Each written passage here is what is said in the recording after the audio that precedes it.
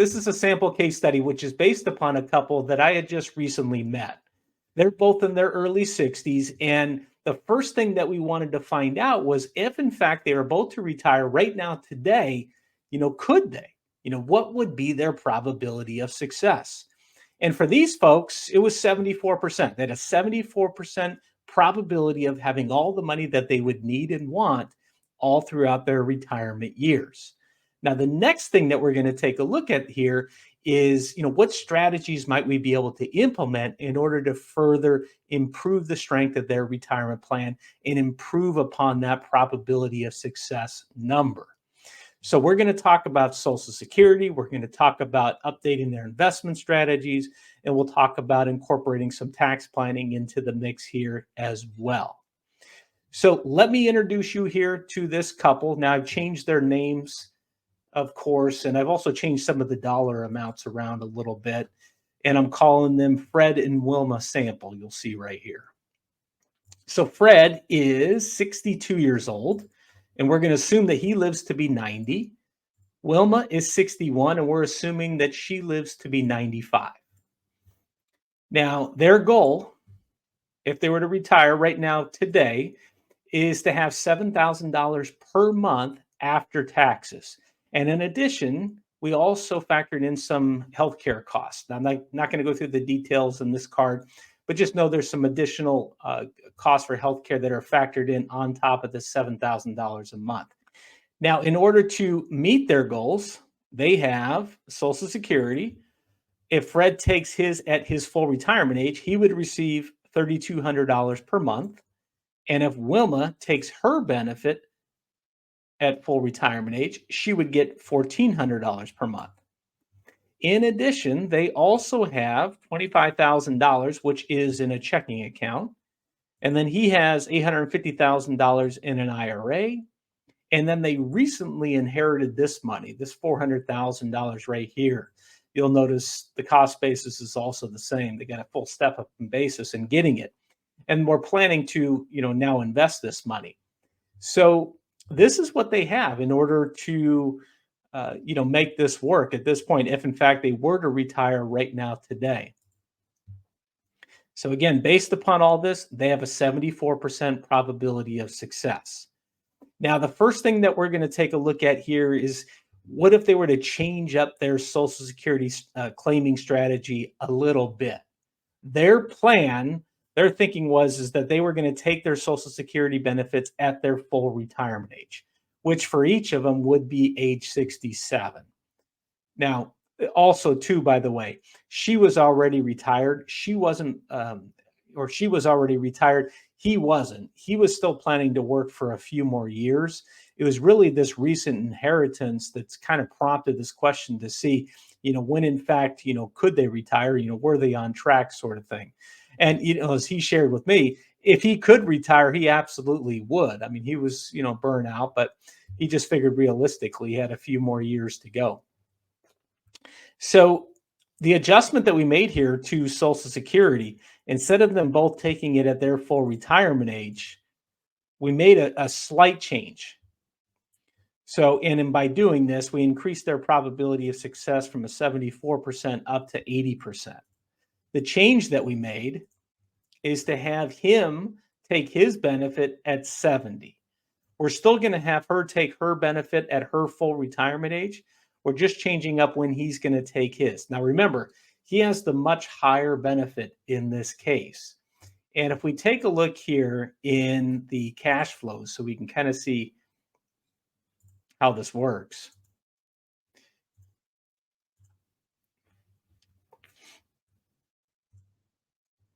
Here's Wilma's benefit. She takes it at 67. Here's Fred's benefit. He takes it at 70. Now, when Fred takes his benefit, notice what happens here. She's going to start to get a little bit more. This is an additional spousal benefit that she's going to get because her benefit is less than half of his. So it works out that she'll end up getting that additional spousal benefit in that amount when she takes it at her full retirement age. Now, for him, there's no point in taking your Social Security past age 70 because you're not going to earn any more delayed retirement credits by doing it. So that's the longest that you can delay and get any benefit from doing that. All right. Now, here's the thing. If they were in fact to retire now right away, and I'm recording this in November of 2023. So if they were going to retire, let's say the very beginning of next year, which is in another month here in 2024, you know, they have all zeros coming in as far as income from Social Security. So where's that income going to come from if in fact he does retire?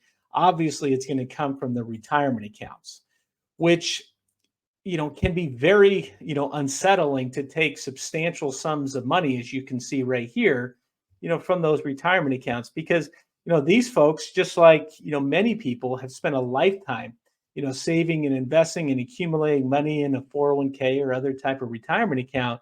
And then very quickly, they're spending this money. Now, specifically for them, they're spending first from that taxable money that they had recently inherited, but nevertheless, this is quite a bit, and it can be unsettling to do that. Nevertheless, in their situation, it does improve their probability of success quite a bit by doing this. Now, I want to show you one thing here. You may be asking yourself, well, what if they just went ahead and took their Social Security benefits, right away? What might that do? So let's take a peek at how that looks. So here's Fred's taking it as early as possible. Here's Wilma taking it as early as possible. Let's see what happens to this number. See how that just dropped down now to a 59% probability of success? I mean, it definitely is, more comfortable, doing that initially because you have the cash flow coming in. The paycheck is stopped, but at least now you have money coming in from the Social Security. And you could see that right here. You could see what they're getting. And now they don't have to withdraw as much, certainly from their retirement accounts. That's now cut in half pretty much. But if they do live until 90 or 95 years old, this is the better choice for them. Okay. Now, obviously, there's different factors we need to consider, right? If one's life expectancy is much less, it may make sense to take Social Security much earlier. For these folks, they had some pretty good longevity in their family, and they were both in pretty good health today. So, they wanted to make sure that that they had that income for, at least until, 90 and 95 years old for each of them respectively. So, so you can see how that looks. So let's change this back to what our plan is for him again to take it at 70 and for her to take it at her full retirement age. Now, one other thing you might be asking yourself, well, what if, okay, he delays till 70, but what if she takes it, as early as possible? How might that look? Well, we're at 76%. So again, still not quite as good. Right. So again, the best option after running this through another piece of Social Security planning software really was this right here. The other factor you always have to consider here.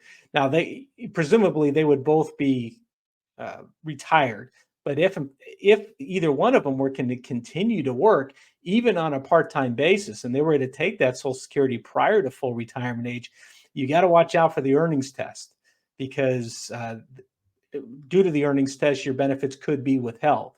Now, potentially you'll get those back at your full retirement age, not in a lump sum, but they would credit you with a positive adjustment to your monthly benefit going forward. But nevertheless, again, in their situation here, assuming they were both to retire right now today, beginning of 2024, they're retired. This is the best option right now for them. And again, assuming that they live until 90 and 95 years old. All right, so the next thing we're going to take a look at here is the adjustment that we made to their current investment strategy. Now, while they were working, they had a fine portfolio, but now that they were looking to transition into retirement and perhaps much sooner than they had expected, and we're going to need this money for income, we wanted to make some modifications here. So right now, their current portfolio, it had an assumed rate of return or assumed average rate of return of 6.3%. The standard deviation was 10.2%. Now, if you're not familiar with standard deviation, that's a measure of risk in a portfolio. And the higher that number is, the higher the wobble factor, I call it. The more the portfolio is going to go up and down, the higher the highs and the lower the lows. So all things being equal, we want that standard deviation figure to be lower, especially in retirement when we're needing that money for income. So what we were able to develop here is a portfolio that had almost the same assumed rate of return, not quite, 6.2% instead of 6.3% here. But what we were able to do is create a portfolio that had lower volatility. And you could see that here with the standard deviation of 7.3 as opposed to the 10.2% number over here. And what you're going to see when I go back to the retirement analysis screen is that even though we have a lower assumed rate of return, albeit not by much, 0.1%, but by lowering that standard deviation, as we've been able to do that by creating a portfolio that has less volatility, this actually puts them in a much better position. So right now, let's change that to the optimized Social Security. So after optimizing Social Security, they're at 81%. And then once they optimize Social Security and make the adjustment here to their portfolio, that improves them up to a 91% probability of success. So pretty substantial right here. The next thing that we want to take a look at is a little bit of tax planning. And with these folks, they had an opportunity to incorporate some strategic Roth IRA conversions over time. So remember, Fred has that IRA for $850,000. And when he withdraws money from that, that's going to be subject to ordinary income tax. Any of your pre-tax retirement accounts, when you withdraw money from them, that money is subject to ordinary income tax. So one of the things you want to be mindful of in retirement are opportunities to withdraw money from those accounts. And you really want to manage where you are within the tax brackets. Because if you can withdraw money from those and perhaps pay no tax at all because you haven't even used up your standard deduction, or maybe withdraw some money and just enough to maybe fill up the 10% tax bracket, that might be something you want to take advantage of, because eventually that money is going to be taxed. Whether you have to withdraw that money to live on, or whether you need to take that out in the form of a required minimum distribution because the IRS now makes you have to take that money out. So it's just about being mindful on where you are within the brackets and how much you'll have to pay in tax when you take those distributions. So specifically for them, if they were to fill up that 10% tax bracket, if they were to look for opportunities to only realize just enough income, only convert just enough each year, and still maintain and still stay within that 10% tax bracket, this could help improve the strength of their retirement plan quite a bit. It's projected that at their life expectancy, they'd have about $398,000 more by filling up the 10% tax bracket, identifying these opportunities. For them, if they, you'll see right here, they would convert only for the first 5 years, and then they would be done. No more conversions after that. That money, once they do the conversion, you'll see that's over here into the tax-free account. That's the Roth IRA. And, that's going to continue to grow over time, of course. So they'll have that. They'll have the tax-deferred account. This is the IRA here. And you'll notice this is the taxable account, that money that they had inherited.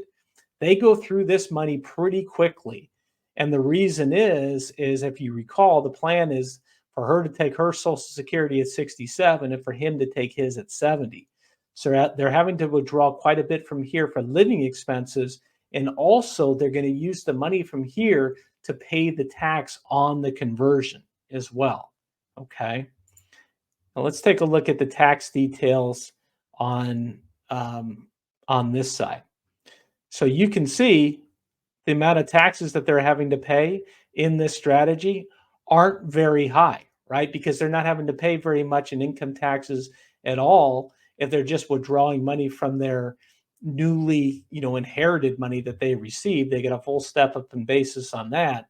So we want to take advantage of the opportunity to utilize the standard deduction and also that 10% bracket, get some money out, do some conversions, pay very little in federal income tax. There's a little bit of state tax as well. We're in California here, but that's a very low tax rate. It will help put them in a better position again for the long term.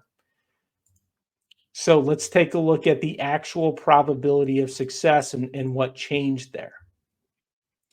So again, right now they're at a 91% chance or 91% probability of success just from optimizing the Social Security and updating their investment portfolio.